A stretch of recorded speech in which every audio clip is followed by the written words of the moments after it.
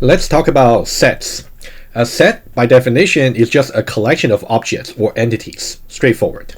And objects in a set are called its elements or members. I think the members are the more common way of calling elements in a set, so we might just use members most of the time in the course. And the order in which the elements are arranged does not really matter. So there's no ordering in a set, as opposed to maybe sequence or array. An element can appear at most once in the set, meaning that there's no duplicates. For example, if you got a set of integers, the same values, let's say 2, cannot appear twice. There's only one occurrence for each element. There's no duplication. So we may define a set using two different notations. Either set numerations, that means we simply explicitly list all the members in a set. That's very straightforward. Just one example. If you got a set of integers, you can see there's no ordering. You cannot really say 1 appears before 3 and 5 appears before 9. You cannot say that, right? And so 1, 3, 5, 7, 9 is one set, which is equal to, let's say, another set, which would be 3, 1, 7, 5, 9. They are the same set, because order does not really matter. Okay, and also you can see there's no repetition for the elements or the members over here. Okay, and another notation which we'll use more often, especially in the lecture, but I think when you use the tool, you might use both equally often. So for set comprehension, that's the second notation. That's more implicitly. It's more implicitly done to specify what a set should be. For example, that will be the syntax. So you got a set curly brackets over here, and then you got a vertical bar in the middle, okay, over here. And I think the best way is to really to learn by example. You can see from this point, starting from this point, you will see lots of usage of using set comprehension to specify the sets. You can definitely study them as the case studies. In this case, we are saying that we are going to the resulting set from this particular set comprehension notation is going to collect all such x, such that this particular predicate actually is true, right? Meaning that x should be between 1 and 10, and also x is an odd number. So what does this evaluate into? Well, it's simply going to be a set which will contain all the odd numbers between 1 and 10. 1, 3, 5, 7, 9. Exactly this set over here. So this is one way to explicitly enumerating all the members in the set, and this is another way to implicitly specify the property by which the members in the set must satisfy. Okay. And what about empty set? Nothing in there, right? So that's the mathematical symbol, and if you want to type ASCII character, it will just be empty brackets of curly brackets. Well, empty curly brackets, a pair, matching pair.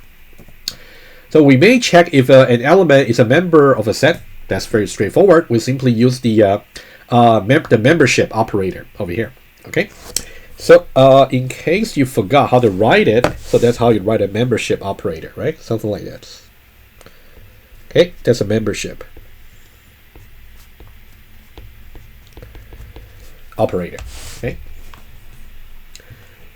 and then this is not a member of. Okay, so when you say some elements is not a member of certain set, it would be equivalent by to saying it is not the case that the elements is a member of S, right? It's a very simple theorem, right, or axiom.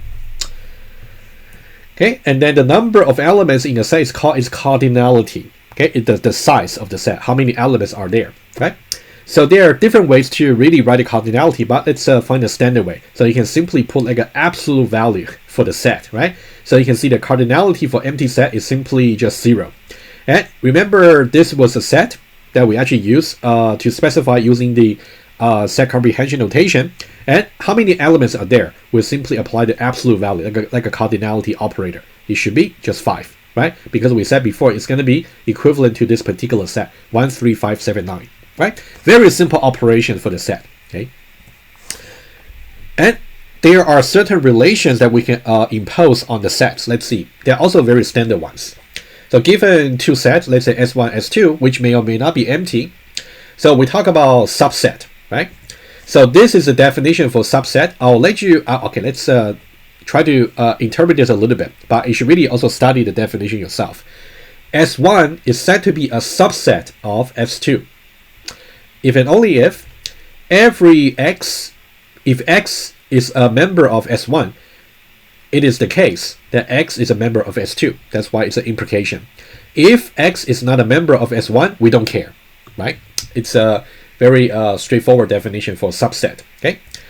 And also we got equal.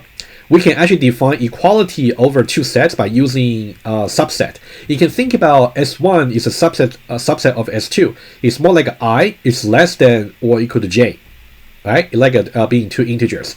Now, how do you prove that two integers are equal? Well, you can say, well, let me just put this right here. So think about when we actually got integers.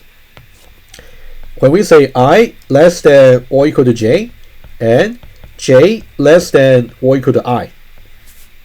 Okay, so that one there, if and only if I is equal to j, right?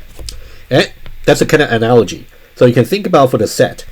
If a set S is a subset of T, and also T is a subset of S. In that case, if and only if S is equal to T, right? So if you want to prove it, you want to prove both this way and also this way, if you want to prove it, okay? But it's something for you to remember. Okay, that's about equality, right? And also about proper subset. It's very important to understand the difference between proper subset and also subset, okay?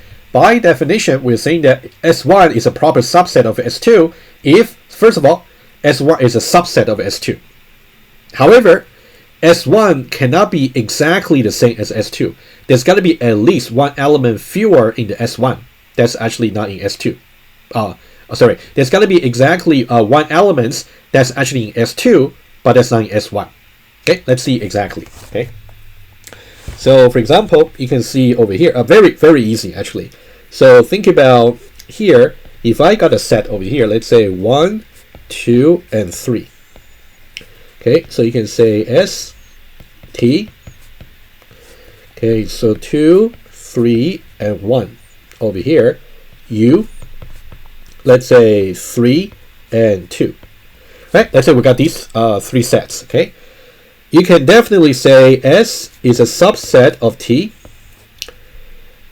and you can definitely say T is a subset of S. Right? Very straightforward, right? Even though the orders are different, but it doesn't matter. That doesn't really matter. Okay. Okay. Let's try more. And you can say U is a subset of S, and U is a subset of T. Okay. Even more. Okay. You can say U is a proper subset of S. U is a proper subset of T. Okay.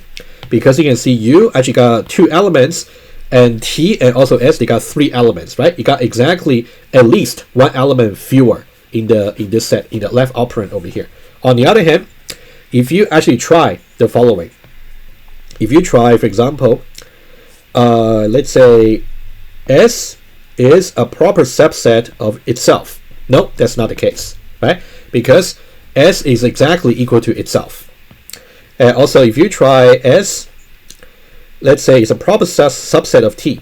That's also false because T is exactly equal to S, right? One more. If you try S is a proper subset, maybe I said subset when I wrote these symbols. I really meant proper subset. So S is a proper subset of, let's say let's say U over here. That's also false. Because you can see S actually the size is even larger than U already, so it cannot be a proper subset, right? All right, so that's very important for you to actually see the definition. But all these are actually okay, but these three are actually not okay. Okay. Yeah, understand the difference between subset and proper subset. Okay. Right, let's see some very quick exercises. I think these are something that I already included the answer. You can definitely go over them. They're just checking some basic understanding of the sets. I'll let you do them. If you got any trouble understanding, reach out to me as usual. Okay. All right, let's take a look at some set operations. So the most common set operations are the union, intersection, and also difference, right? So maybe I shouldn't really say too much about it. I think you should be very familiar with how to calculate each one of them. But what I want you to draw your attention to is the way we define each of the operations over here is by using set comprehension. Okay, let's take a look just to make sure you understand set comprehension. I think that's the main thing I want you to make sure you learned. So if I want to say S1 union S2, so that is going to be result to a set. Every element in the set is going to satisfy this property over here, right? Either X is in S1 or X is in S2, right? That's how you interpret the set comprehension. Similarly, for the case of intersection, every member in the set is going to be both in S1 and also S2, right? And for the set difference over here, and notice that, one thing to note, we said that the operations over here commute is commutative, meaning that if you say S1 union S2, it will be the same as S2 union S1. Similarly, S1 intersection with S2 will be the same as S2 union with S1. Sorry, let's say it again. S1 intersection with S2 will be the same as S2 intersection with S1. So commutative operations are very common. For example, A plus B will be the same as B plus A, right? However, when you do S1 set difference S2, it's not commutative, right? Well, similar, if you say A minus B, it's not the same as B minus A, right? Be careful. How do we define that out? And then I'll give you one example just for the set difference over here. S1 sometimes people call this set subtraction. That's also fine. Let's say S1 subtracts S2. It will be a set where every member is in S1 but not in S2.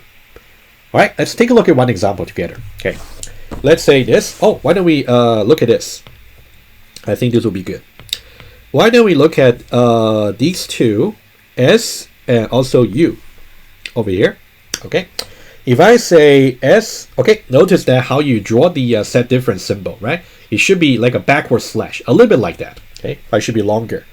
S subtract U should be something, and also U subtract S should be something, right? But now, how do you actually calculate it, right? By definition, S subtract U, everything that's in here but not in here. Well, what is that? Well, exactly just 1, right? Because 1 is actually in S but not in U. All right. What about U over here, right? How about U minus S? Everything that's in here but not in here. Nothing. Because in this case, every element in U is already in S. So there's nothing that's actually in here but not in here, right? So that will be empty. All right. That's the how you calculate. Another way to think about in general, I'm pretty sure you have seen such a diagram before. If I got two sets over here, right? If I got S and also U over here, for example, right? So you can see, let's try to put the members over here, okay? So we got 1, 2, 3, and also 3, 2, right? So the intersection is actually 2 and 3, and actually here, okay? That's actually how we visualize it, right? Let's talk about S and U over here. Apparently, intersection here is 2 and 3, and also what this will be the S minus U. So this part over here is S minus U, right? You can think about it's this part. Let me put some color over there just for your visualization. Okay, you can think about this part over here, right? It's in S but not in U. Okay, and what about U minus S? U minus S, let me use a different color. How about orange? U minus S is this part here, well, without the intersection, right? Everything that's in U but not in S. So that's why we don't include the intersection. The intersection definitely include S. Okay. In this case, what would that be? Well, in this case, it would just be U minus S, and in this case, it would just be empty set, right? Nothing there. Okay. All right. Hopefully that's clear to you about set minus, set difference, which is not commutative. Okay. Let me just say it again. Okay. So let me just write it down over here for your information. So this set difference over here, not commutative.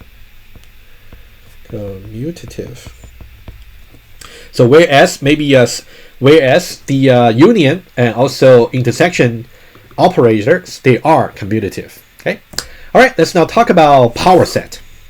The power set operation may be considered as a trickier operation compared with others that we studied earlier. But let's see what the definition is. The power set of a set is going to be a set itself. However, every member in this resulting power set is going to be another set. And what's special about the member sets in the set over here, every one of them should be the subset of S. Okay, that's something you want to pay attention to. Again, when you want given some set S, you want to construct its power set, and the resulting power set is simply just going to be a set itself. Every member in the power set is going to be a subset of S. Okay, that's the definition. Okay, and this is a very neat definition, I think. Right? You can think about the power set, or this is how you write it. You would say the power set of some set S over here. So we're using the set comprehension notation over here that we discussed earlier. Every member S in the power set is going to be just a subset of the capital S, which is a given set for which we want to construct its power set. Okay, so that's a very neat definition. Of course, we're gonna make sure we know how to enumerate every member in the power set. That'll be the challenging part. But I'm gonna do example together with you and give you some exercise. So the power set contains subsets of cardinality starting from 0, 1, and 2, and S is really the maximum subset that we can actually get in the power set. Well, you can think about if we want to get all the subset of S, what will be the largest subset? Well, should be the set itself, right? Notice that we are using the subset notation rather than proper subset. It does make a difference, right? All right, so I think pay attention to this particular line. That does give you some insights or in some way strategy about constructing the power set. You want to really consider every subset in the power set in terms of their cardinality, starting from 0, which is the empty subset, right? And then all the way until the maximum subset, which will just be the set itself. Okay, keep that in mind. Right, let's say here, so we got the power set of 1, 2, 3 over here. Okay, so for this one here, I'm going to do it together with you. Try not to look at the slides, only follow the video. And then I do have some exercise at the end for you to actually look at. Okay, so what will be the power set of 1, 2, 3? Let's now try to try to compute together. So we talk about power set. Okay, so that's the concept now we are learning. And then the notation is we're going to say power. Okay, either you can say this, but actually saying P will be actually okay. But I think for the ASCII character for entering power set into the tool, it's going to be something different. But we'll talk about it later. Okay, but just for now. So the power set of 1, 2, 3. Okay, this by definition is going to be a set of sets. Okay, it's going to be a set of every member S in the set is going to be such that S is simply just a subset of this particular set for which we want to construct its power set, right? A subset of 1, 2, and 3. All right, so far so good. I'm just applying the definition for the power set, right? And now, how do we enumerate, right? It's going to be eventually a set like that, but now we need to know how to enumerate it, right? And remember that line I actually spoke about before as a strategy. You want to consider all the subset in terms of the cardinality, which would be cardinality 0, cardinality 1, all the way until the maximum subset, which will be the set itself. Okay, so let's now try to do it. Cardinality 1 is going to be a very special subset, which will be just the empty set itself. Okay, and it's going to be followed by other subsets. And then what about the maximum subset? The maximum subset is going to be just the set itself. So it's going to be 1 through 3. 1, 2, and also 3. Okay. You know what? Let me just remove the comma. I'm going to put a comma maybe at the end. Okay. So far we already filled in the smallest subset of 1, 2, 3, and also the largest subset of 1, 2, 3. By the way, there's some actually property about subset which I didn't really mention. I presume you kind of knew it already from the previous course. For every set, the smallest subset should always be the empty set, and the largest subset should always be the set itself. Okay. What else? Well, let's mix a little bit annotation here. So here, for this particular one, we got cardinality 0. And for this one over here, we got cardinality 3. And what are we missing? We are missing cardinality 1 and cardinality 2, right? So what about cardinality 1? So somehow we want to retrieve different subsets from 1 to 3 such that they got cardinality 1. Well, it can either be the subset containing just 1, or can be the subset containing 2, and could be the one containing 3. Basically, we are choosing one element from the 3 elements. I'm pretty sure you learned in the math what would be the number of combinations for us to choose one element out of 3, right? That's how you write it. You want to choose one element out of 3. Okay, so this will just be 3. Okay, just for your information. Right? If you got any doubts about this, you can reach out to me. Otherwise, you can just review your maybe math course. I believe typically you talk about this kind of a combination stuff, combinatorial stuff in the probability course. Maybe your math 2030. You can maybe check it out. Okay. All right. So that means we're gonna have 3. So that means we're gonna have 3. Let me use a different color here. That means we're gonna have 3 different subsets over here in this category of size 1. So that could be either 1 or 2 or 3, right? It's gonna be 1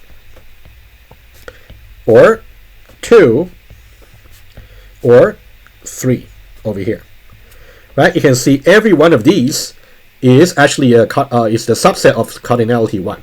Okay, so let me just try to hide try to give you a little bit of annotation over here. You can think about this part over here are the subsets. Okay. I'll try to be very thorough in this simple example here, so you will be able to do the more complicated exercise. Subsets